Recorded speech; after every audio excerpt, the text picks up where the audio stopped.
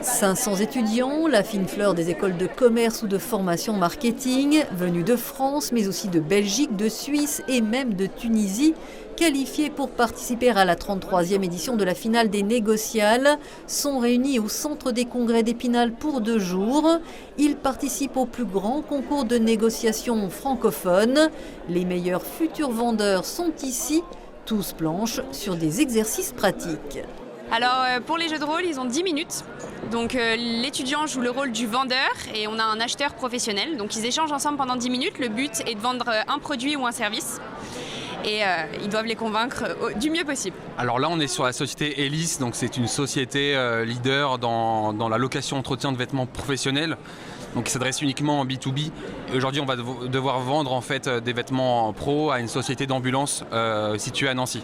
Les arguments, ça va être par exemple de proposer un service supplémentaire, trouver des arguments novateurs, parler de la notoriété de la marque. Avant l'entretien, l'adrénaline monte. Tous les candidats ont soigné leur image. Parce que la première chose qu'on vend quand on est commercial, c'est nous-mêmes, donc ça passe par l'apparence.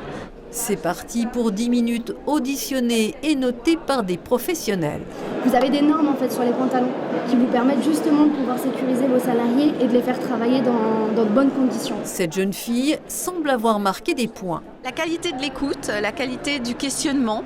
Et puis ma foi, ce qui lui est demandé, c'est tout simplement de l'aspect de la découverte des besoins du client. Très naturel, vraiment le regard, etc. Une très belle écoute active et une très belle découverte. Elle a posé vraiment beaucoup de questions, c'était vraiment...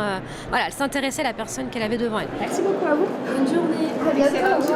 Ils ne seront que 6 candidats lors de la finale jeudi, mais les négociales auront permis à tous de tester leurs compétences et qui sait se faire repérer par les professionnels présents qui sont aussi des chasseurs de tête, car les métiers de la négociation offrent de nombreux débouchés et certains candidats auront donc, même sans gagner, décroché des offres d'emploi. Ophélie Valligand, commerciale chez Elis.